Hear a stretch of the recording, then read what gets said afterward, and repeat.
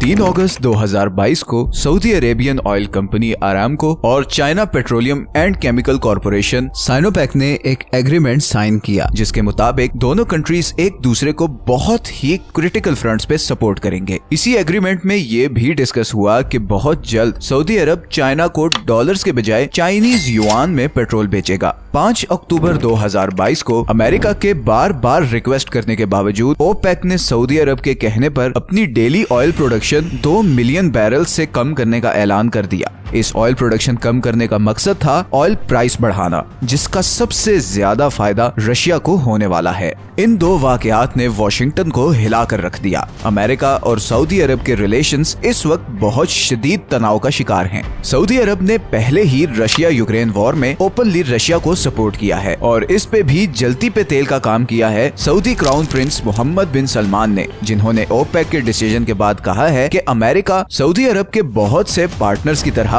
बस एक पार्टनर है, इससे ज्यादा कुछ नहीं। इस सब के बाद अगर हम ये कहें कि इन दोनों देशों के आपस के रिलेशंस इनकी हिस्ट्री के लोएस्ट पॉइंट पर हैं, तो गलत नहीं होगा। किसी जमाने में बहुत ही करीबी दोस्त समझे जाने वाले ये दोनों कंट्रीज आज एक दूसरे के दुश्मन क्यों बन गए हैं? पिछले 60 से 70 सालों से अमेरिकन डॉलर को इस मकाम तक पहुंचाने वाला सऊदी अरब अब उसी डॉलर को तबाह क्यों करना चाहता है? और सऊदी अरब के इन डिसीजंस का अमेरिका और पूरी दुनिया पर क्या असर पड़ने वाला है? आइए जानते हैं इन सब सवालों के जवाब। सच ये है कि इस वीडियो में सऊदी अरब और अमेरिका के रिलेशंस की शुरुआत हुई थी 1933 में, जब सऊदी किंग अब्दुल अजीज ने अमेरिकन कंपनी स्टैंडर्ड ऑयल को सऊदी अरब में तेल की खोज और उसे एक्सट्रैक्ट करने की इजाजत दी। उस जमाने में सऊदी अरब के हालात काफी खराब थे। हर तरफ सिर्फ सहरा, ऊंट और टेंट ही नजर आते थे। फिर 1938 में सऊदी अरब में तेल के बहुत बड़े रिजर्व्स डिस्कवर हो गए और इस रेगिस्तान की तकदीर बदलने का आगाज हो गया। 1944 में सऊदी अरब ने अमेरिका को दहरान में 20 साल के लिए एक एयरफील्ड बनाने की इजाजत भी दे दी। बदले में अमेरिका ने सऊदी अरब के साथ लैंड लीज एग्रीमेंट साइन कर लिया, जिसके नतीजे में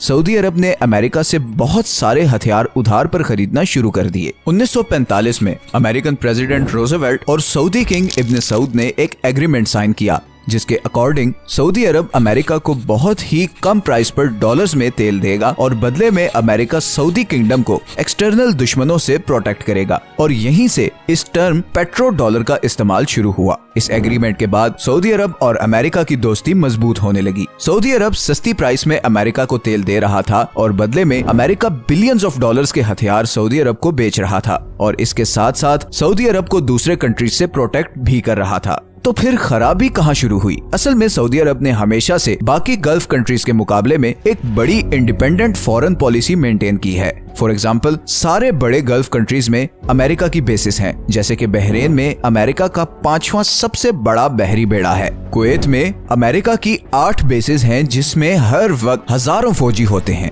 गल्फ की सबसे बड़ी मिलिट्री बेस कतर में है, जिसे अल उदैद एयर बेस कहते हैं, जो कि अमेरिकन सेंट्रल कमांड का हेडक्वार्टर भी है। और यहाँ से अमेरिका पूरे मिडिल ईस्ट और सेंट्रल एशियन रीजन्स पर नजर रखता है। अब दूसरी तरफ सऊदी अरब को हमेशा से इस बात पे काफी रिजर्वेशंस थी कि अमेरिका के फौजी या बेसिस परमानेंट तौर पर उसके जमीन पर हों। इसकी सबसे बड़ी मिसाल है 1990 में होने वाली गल्फ वॉर, जिसमें बड़ी ही मुश्किल से किंग फहद ने अमेरिकन फौजियों को सऊदी अरब की जमीन इस्तेमाल करने की इजाजत दी। इवन 9/11 के बाद जब अमेरिका ने अफगानिस्तान पर हमला किया, तब भी सऊदी अरब ने अमेरिका को किसी भी मिलिट्री ऑपरेशंस के लिए अपनी जमीन इस्तेमाल करने नहीं दी। और यहाँ पर बहुत इम्पोर्टेंट है उन ऑयल एम्बार्गोस को मेंशन करना जो 1967 और 1973 में सऊदी अरब ने अमेरिका पर लगाया था। बेसिकली 1967 में अरब इसराइल वॉर के बाद सारे अरब कंट्रीज ने डिसीजन लिया कि वो अमेरिका और यूके को इसराइल को सपोर्ट करने की वजह से ऑयल एक्सपोर्ट नहीं करेंगे। ऐसा ही डिसीजन ओपेक ने 1973 में अमेरिका के खिलाफ लिया और उस एक साल में 1973 से 1974 के दरमियान अमेरिका की इकोनॉमी को बहुत जबरदस्त धचका पहुंचा था,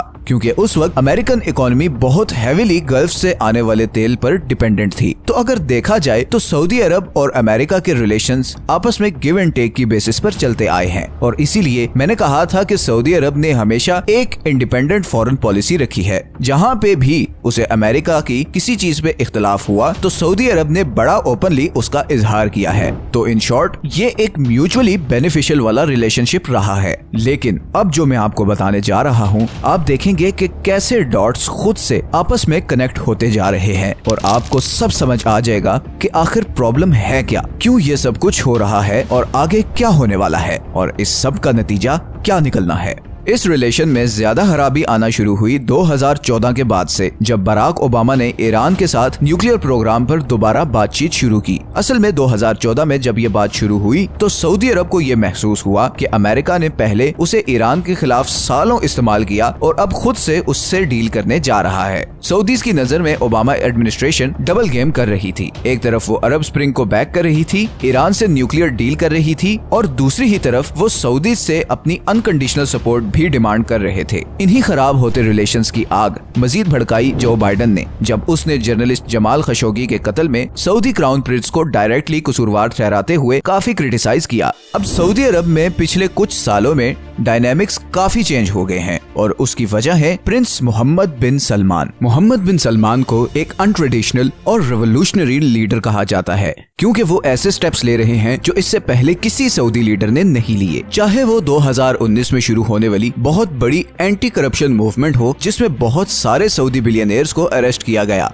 औरतों को ड्राइविंग की इजाजत देने वाले रिफॉर्म्स हों, या फिर विजन 2030 जैसे मास्टर प्लान्स। मोहम्मद बिन सलमान बहुत तेजी से सऊदी अरब को सोशल लिबरलाइजेशन की तरफ लेकर जा रहे हैं और इसकी एक बहुत बड़ी वजह भी है। असल में सऊदी अरब की तकरीबन 65% आबादी 35 साल से कम उम्र लोगों की है और ये सारे यंग लोग बहुत हाई स्टैंडर्ड ऑफ लिविंग के आदी हैं। बेसिकली सऊदीज के लिए दो ही तरह की जॉब्स होती हैं, या तो आप ऑयल इंडस्ट्री में काम करते हो या फिर गवर्नमेंट के लिए काम करते हो। लेकिन अब मसला ये है कि सऊदी अरब की पॉपुलेशन बढ़ रही है और ऑयल रिजर्व्स इतने ज्यादा नहीं कि स्टैंडर्ड ऑफ लिविंग को लंबे अरसे तक मेंटेन किया जा सके। मोहम्मद बिन सलमान इसी सिचुएशन को चेंज करना चाहता है और इसीलिए ये ड्रास्टिक रिफॉर्म्स और विजन 2030 जैसे बड़े प्लान्स बनाए गए हैं। मगर इन प्लान्स को पूरा करने के लिए बहुत सारा पैसा चाहिए और पिछले कुछ साल सऊदी अरब के लिए बहुत टफ रहे हैं। असल में 2015 से 2020 के दरमियान ऑयल प्राइसेस काफी तेजी से गिरी, जिसकी वजह से सऊदी अरब को अपने काफी ज्यादा कैश रिजर्व्स यूज करने पड़े। लेकिन अब पिछले कुछ महीनों से ऑयल प्राइस दोबारा बढ़ना शुरू हो गई है और उसकी एक बहुत बड़ी वजह है रशिया यूक्रेन वॉर। इस जंग के बाद से एक बहुत बड़ा एनर्जी क्राइसिस आया है, क्योंकि रशिया ने कई कंट्रीज को अपनी गैस और ऑयल सप्लाई बंद कर दी थी और बाकी कुछ कंट्रीज ने खुद रशिया पर बैन लगा दिया है। अब यहीं पर अमेरिका ये उम्मीद कर रहा था कि इस ऑयल क्राइसिस को पूरा करने के लिए सऊदी अरब अपनी ऑयल प्रोडक्शन बढ़ा देगा, मगर उसने ऐसा कुछ नहीं किया। क्यों नहीं किया ये मैं आगे चलकर आपको बताता हूँ, मगर इस डिसीजन की वजह से ऑयल की प्राइसेस कुछ महीनों में ही डबल हो गई और तकरीबन सारा यूरोप अब गैस और ऑयल इंपोर्ट करने के लिए गल्फ की तरफ देख रहा है। अरामको की शेयर प्राइस इस वक्त पीक पर है और वो इस वक्त स्टॉक एक्सचेंज में एप्पल से भी ज्यादा वैल्यूएबल कंपनी बन चुकी है। बल्कि सऊदी गवर्नमेंट तो ये सोच रही है कि अरामको के शेयर्स बेचकर और कैपिटल इकट्ठा किया जाए। अगर ऑयल की प्राइसेस इसी तरह बढ़ती रही तो सिर्फ 2022 ही में सऊदी अरब की ऑयल सेल 280 बिलियन डॉलर्स तक जा सकती है और ये इतने ज्यादा पैसे हैं कि विजन 2030 जैसे प्लान्स को पूरा करना शायद सऊदी अरब के लिए ज्यादा मुश्किल ना हो। इसी तरह अगर अगले कुछ साल रशिया पर सैंक्शंस लगी रही तो अगले 3 से 4 साल सऊदी अरब के लिए फाइनेंशियली बहुत जबरदस्त होने वाले हैं। लेकिन यहाँ तक तो चीजें काफी स्मूथ नजर आ रही हैं। असल प्रॉब्लम आती है उस स्टेप को लेकर जो सऊदी अरब आगे उठाने जा रहा है और वो है पेट्रो डॉलर को पेट्रो युआन से रिप्लेस करना, मतलब तेल को डॉलर के बजाय चाइनीज युआन में बेचना। असल में रशिया यूक्रेन वॉर से पहले ही काफी कंट्रीज में ये बात चल रही थी कि डॉलर के बजाय लोकल करेंसीज में ट्रेड शुरू की जाए। अब जैसे ईरान पर अमेरिका की सैंक्शंस हैं और वो इसीलिए पहले से ही ये चाहता है कि डॉलर के बजाय किसी दूसरी करेंसी में ट्रेड किया जाए। रशिया पर फरवरी 2022 में यूक्रेन पर हमला करने की वजह से सैंक्शंस लग गयी, जिससे वो पूरी वेस्टर्न वर्ल्ड से कट ऑफ हो गया। मगर इसी कट ऑफ होने की वजह से उसने एक ऐसी मार्केट क्रिएट की जहां पर वो डॉलर के बजाय अपनी लोकल करेंसी में ट्रेड कर रहा है। ब्रिक्स कंट्रीज जिनमें इंडिया, चाइना, रशिया, ब्राजील और साउथ अफ्रीका शामिल हैं, पहले ही अमेरिकन डॉलर के अल्टरनेटिव करेंसी इस्तेमाल करने के बारे में डिस्कस कर रहे हैं। और फिर आता है चाइना, जिसके पास ऑलमोस्ट 1 ट्रिलियन अमेरिकन डॉलर्स का ट्रेजरी डेट है और तकरीबन 3000 बिलियन डॉलर्स के फॉरेन एक्सचेंज रिजर्व्स हैं। अब क्या चाइना इन 1 ट्रिलियन डॉलर्स को कुर्बान करके अमेरिकन डॉलर को तबाह कर सकता है? बेसिकली इस डी डॉलराइजेशन के लिए चाइना और रशिया को जिस कंट्री की सबसे ज्यादा जरूरत है वो है सऊदी अरब। असल में पेट्रो डॉलर की टर्म बनी ही सऊदी अरब की वजह से थी, क्योंकि सऊदी अरब डॉलर के अलावा किसी और करेंसी में ट्रेड ही नहीं करता था। लेकिन अब सब कुछ बदलता महसूस हो रहा है। अभी अक्टूबर 2022 में जो चाइना और सऊदी अरब के बीच अंडरस्टैंडिंग डेवलप हुई है, अगर उस पर अमल हो गया और सऊदी अरब ने पेट्रोल को डॉलर के बजाय चाइनीज युआन में बेचना शुरू कर दिया, तो अमेरिका की इकोनॉमी बुरी तरह हिल कर रह जाएगी। डॉलर अपनी वैल्यू बहुत तेजी से खो देगा और अमेरिका की स्टॉक मार्केट्स बहुत बुरी तरह क्रैश कर जाएंगी। लेकिन यहीं पर एक बहुत डेंजरस पॉइंट आता है और वो है अमेरिका का रिएक्शन। सबसे पहले एक बहुत इंपॉर्टेंट चीज मैं आपको बता दूं कि मोहम्मद बिन सलमान को अमेरिका में कोई खास पसंद नहीं किया जाता। अमेरिकन थिंक टैंक्स के मुताबिक मोहम्मद बिन सलमान एक बहुत नार्सिसिस्टिक पर्सनैलिटी के मालिक हैं और अमेरिका के लिए उन्हें कंट्रोल करना बहुत मुश्किल हो रहा है। अब इसकी बहुत सी एग्जांपल्स हैं, जैसे कि अमेरिका के खबरदार करने के बावजूद मोहम्मद बिन सलमान ने यमन वॉर में पार्टिसिपेट किया, जमाल खशोगी का मर्डर और फिर बहुत सी ओकेजन्स पर अमेरिका को ऑयल पॉलिसी के जरिए ब्लैकमेल करना और इवन 2017 में जिस तरह एक साइलेंट कू के जरिए एक्स क्राउन प्रिंस मोहम्मद बिन नाइफ को, जिसके अमेरिका से बहुत अच्छे रिलेशंस थे, रास्ते से हटाया गया, वो अमेरिका के नजदीक एक बहुत बड़ा रेड फ्लैग था। अब अमेरिका में सऊदी अरब के खिलाफ बड़ी स्ट्रॉन्ग आवाजें भी उठना शुरू हो गई हैं। कई सेनेटर्स ये डिमांड कर रहे हैं कि सऊदी अरब के साथ सारी मिलिट्री कोऑपरेशन तब तक फ्रीज की जाए जब तक सऊदी अरब ऑयल प्रोडक्शन नहीं बढ़ाता, और इन केस अगर सऊदी अरब ने चाइनीज युआन में पेट्रोल बेचा तो फिर उस पे सख्त सैंक्शंस लगाए जाएं। अब यहाँ पर आई एम प्रीटी श्योर कि आप सोच रहे होंगे कि मोहम्मद बिन सलमान का एटीट्यूड एकदम अमेरिका के साथ इतना चेंज क्यों हुआ। इसके पीछे एक बड़ी इंटरेस्टिंग वजह है। असल में पिछले 20 साल से हालात बहुत तेजी से बदले हैं। अमेरिका को अब सऊदी अरब के तेल की कोई खास जरूरत नहीं है। आज की डेट में सऊदी अरब अपनी टोटल ऑयल एक्सपोर्ट का सिर्फ 5% अमेरिका को एक्सपोर्ट करता है और बाकी 95% ऑयल जाता है China, Japan, south Korea, Taiwan, Pakistan और इंडिया जैसे ईस्टर्न कंट्रीज में। इसी वजह से अब अमेरिका की प्रेफरेंस भी बदल रही है और उसने मिडल ईस्ट को इम्पोर्टेंस देना कम कर दी है। इस बदलाव की एक और वजह है दुनिया का पेट्रोल कार से इलेक्ट्रिक कार्स की तरफ शिफ्ट। जो बाइडेन पहले ही ये टारगेट दे चुका है कि अमेरिका में 2030 तक 50% गाड़ियां इलेक्ट्रिक होंगी। सऊदी अरब भी ये चेंज आता हुआ देख रहा है और इसीलिए उसकी फॉरेन पॉलिसी में एक बहुत बड़ा शिफ्ट आ रहा है। लेकिन क्या सऊदी अरब के लिए अमेरिका से जान छुड़ाना इतना आसान है? असल में ये चीज मोहम्मद बिन सलमान को जितनी भी बुरी लगे, मगर फिलहाल सऊदी अरब के लिए अमेरिका की सपोर्ट बहुत जरूरी है और उसकी कुछ बहुत जबरदस्त रीजंस हैं। सबसे पहले तो ये कि सऊदी अरब का बहुत सारा पैसा अमेरिका में पड़ा हुआ है।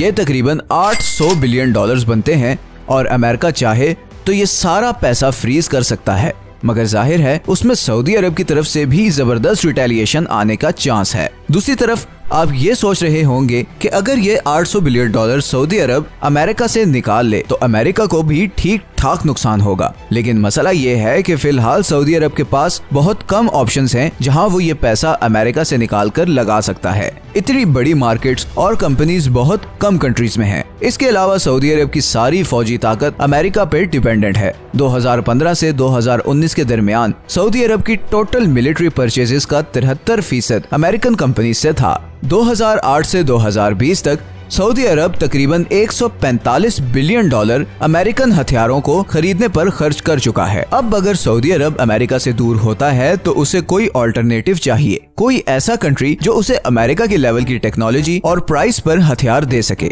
ये सब जाहिर है इतना आसान नहीं होगा। रशिया यूक्रेन वॉर ने सऊदी अरब को अपनी फॉरेन पॉलिसी रीअसेस करने का मौका जरूर दिया है और एक चीज तो फॉर श्योर है कि हम लोग बहुत जल्द इंटरनेशनल लेवल पर बहुत बड़ी चेंजेस विटनेस करने लगे हैं। नई दोस्तियां और ब्लॉक्स बनने जा रहे हैं। पावर डायनामिक्स टोटल शिफ्ट होने लगे हैं और अगर आप इंसानी तारीख देखें तो ये तकरीबन हर 100 से 150 साल बाद होता ही है। तो इट इज वेरी पॉसिबल कि अगले कुछ सालों में जो दुनिया हम अभी देख रहे हैं ये कम्प्लीटली चेंज हो जाए। लेकिन इस शिफ्ट और चेंज के दौरान क्या खतरात या नुकसानात हैं जो हो सकते हैं, ये तो आने वाला वक्त ही बताएगा। आपका इस सारी सिचुएशन पर क्या ख्याल है, हमें नीचे कमेंट्स में जरूर बताएं। ये हैं वो सारे सोर्सेज जिनसे हमने इस वीडियो के लिए कंसल्ट किया है। अगर आपको ये वीडियो अच्छी लगी है तो इसे लाइक और चैनल को सब्सक्राइब जरूर कर दें। मिलते हैं नेक्स्ट वीडियो में, अपना ख्याल रखिएगा।